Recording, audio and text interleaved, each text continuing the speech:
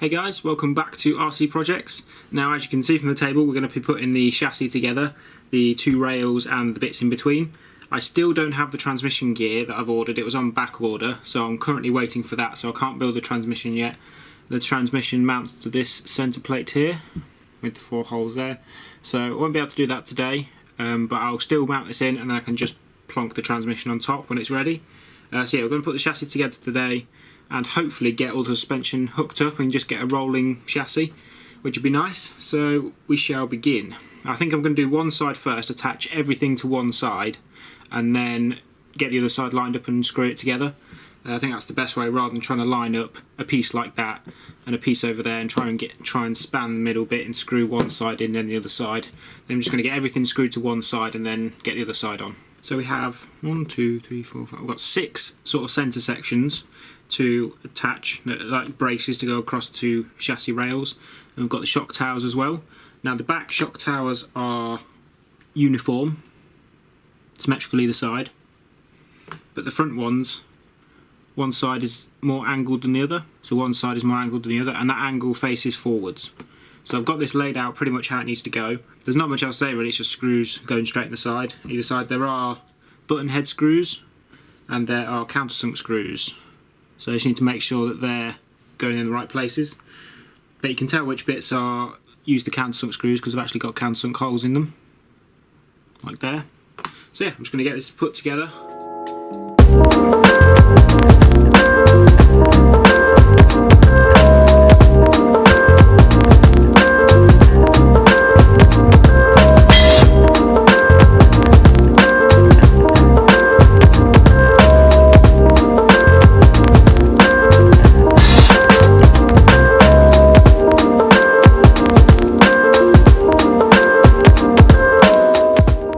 Super easy. Note which way these go. These are where I think where the body posts come through. You need to make sure they're on the inside, it says in the instructions. So now all I've got to do is fit the other frame rail. So they've got a nice Axial emblem on them, it says Axial. Yeah, so I've got to fit the other side on. And then yeah, it does have a couple of these. These look like wire tyres on the side. But other than that, it's exactly the same. This is what you're going to most likely see. You want the nice side on the bottom, because on the top it's where all the webbing is. So you want that stuff on the top and the nice sort of panelled side on the bottom, same with the rear. So yeah, there's a couple of direction things, but all in all very easy. So I'm going to get this other side on and then we'll look to attach the axles to the chassis.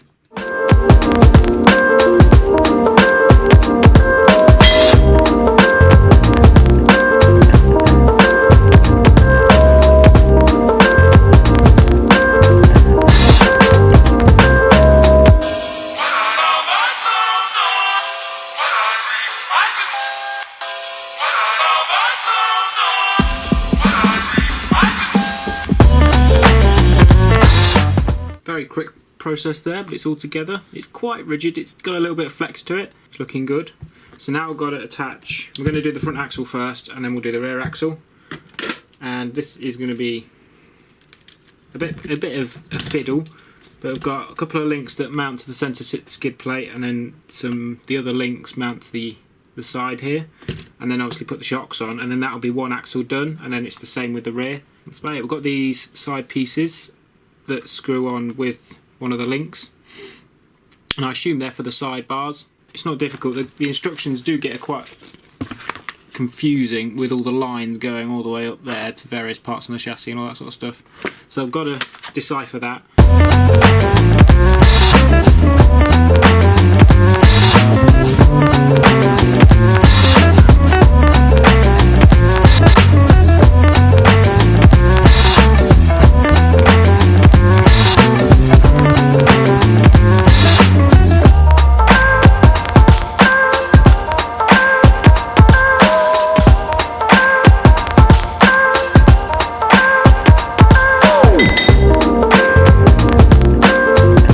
So that's the front axle all in, bar obviously drive shaft because there's no transmission. But we do have clear suspension travel. The servo doesn't hit anything, which is good, even when there's articulation. The oil does feel a little stiff, but we'll see how it is with all the weight in it. But yeah, it's looking good. So I'm going to get the rear all done. It's going to be the same principle as the front. The aluminium lower links attached to the actual skid plate themselves, and then the upper links attached to the chassis. There's a little hole here for that. And that's it for the rear chassis, and then obviously the shocks as well. I might actually throw the wheels and tyres on as well and just have it as a roller so it looks good. I can stick it on a shelf somewhere.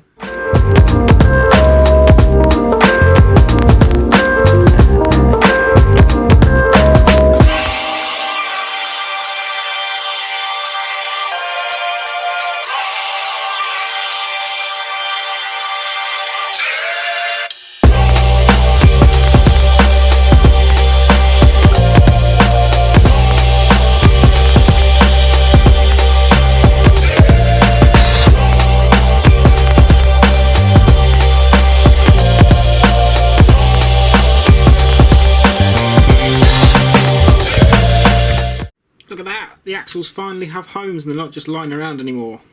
It's a lot longer than I thought it was going to be. I wasn't expecting it to be this big. I thought it would be just a little bit smaller, but yeah, it's some decent size. Yeah, looking really good. Rear axles on. Good amount of articulation. I would like a little bit more ride height, but we can always adjust that later on, or you know, get some new shocks or something. But for now, I want to see how it sits. They've got quite a lot of suspension travel in there, same in the front. Now I'm running out of time tonight, so I think what I'm going to do is I'm going to get these rock sliders that mount to the side on. Most likely get the front bumper on as well, the Team Raffi metal one, and get the wheels and tyres mounted, just so I've got a rolling chassis. And then we can worry about the transmission when I get the gear, and then all that's left after that is the body. Mounting these rock sliders is really easy. They're adjustable, so you can have them as far out or as far in as you want, depending on the body you're running, because they've got various sort of holes there. And they mount to these side mounts that are also attached to the upper links. And then you've got these grub screws with little posts on, and they just push in and fit to whichever hole you want to use, depending on how wide you want these. Now obviously they're plastic, so they actually have some bend to them, so if you take an impact they're not going to snap or break any screws or anything, so they do have a bit of play to them, which is nice. Now whether I'll upgrade to metal rock sliders, don't know yet, depends if these ones break. Obviously with this build, most of the components that are plastic I'll only replace if they actually break. They got some good strength to them, and they look quite good as well. So now we're going to fit the front bumper.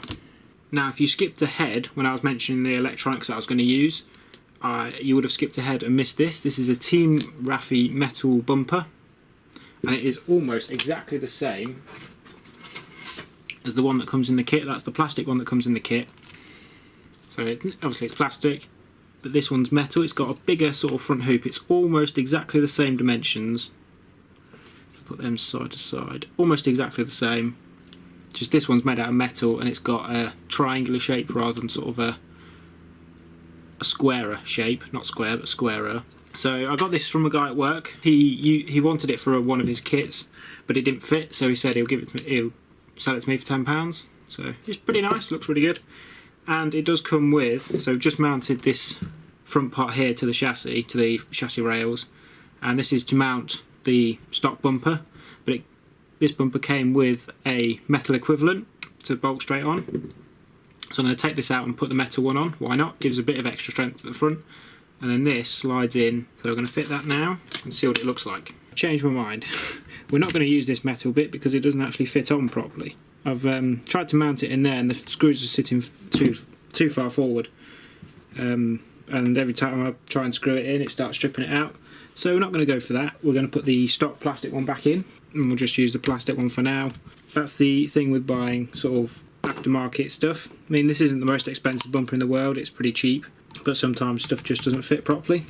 So I'll screw this plastic bit back in and just mount the bumper straight to the plastic part. I don't have time to mess around tonight. Plus it didn't come with any instructions either of how to attach it, so we'll see what happens. It did come with these nice red shackles, so they're quite nice. Now this brace at the back, just in front of the servo, is getting in the way a little bit, so I can only push the bumper in so far. There we go, finally. Front bumper is on. Obviously that plastic part there is a bit flexible, which is actually quite nice, because it means that the bum's actually flexing a little bit. I'm going to put the shackles on at the end when the actual body's on, just so I can get the final look. I'll leave them to the side for now.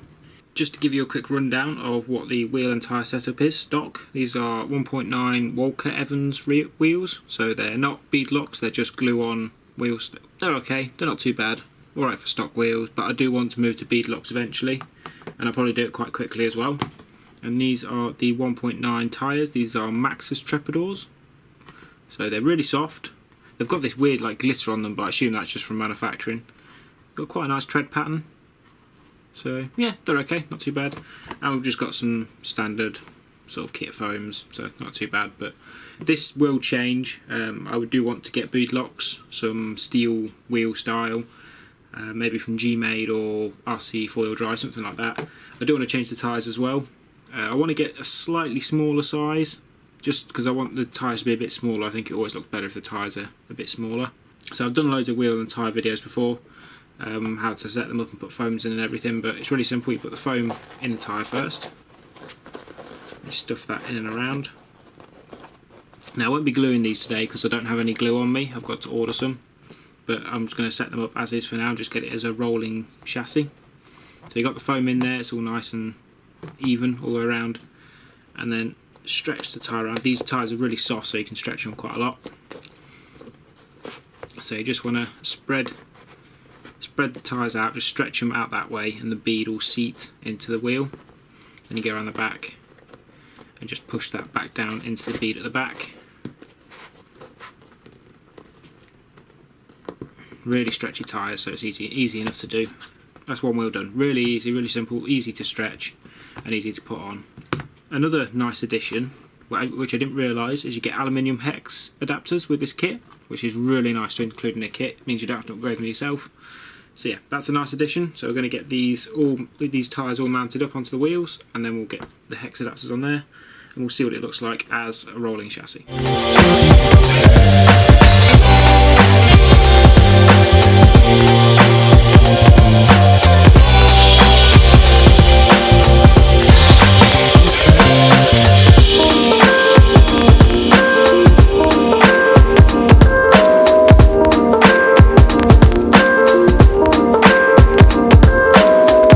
Couple of things I want to mention before we finish. These wheel nuts are really good. They're nylock nuts, which means they've got a nylon sort of ring, O-ring in there, and that compresses onto the thread and stops the wheel nut from coming off. And that's really thick and it's super tight, and there's no way that's coming off, which is good for a crawling situation. You've got a lot of torque in the system, you don't want these undoing, which is nice, because if they do start to undo, they'll get right to the end of the hex hub, and then they'll start to strip out the actual plastic on the wheel. So yeah, it's important to have tight wheel nuts, and those are really good. And secondly, you get these little caps, like little hub caps, so they're just a little scale detail, and they're not threaded on the inside, but if you twist them on, they'll tighten onto the thread and just make it look a lot neater. It just looks really nice. Nice little detail there, they're really nice. Obviously aluminium hex adapters are really nice, and also you need to remember tread pattern. These have a direction to them. You can see they've got like a chevron arrow shape to them, and you need to make sure you've got two going one way and two going the other. But I've got two going that way with the wheel on this side, so if I switch around, you've got the wheel on this side now, and you've got two effectively going backwards. So you need two going one way and two going the other way, just so the axles balance out and you've got the wheel treading the right direction. So I did that completely by accident, completely forgot to mention it, but yeah, just need to make sure that it looks like that.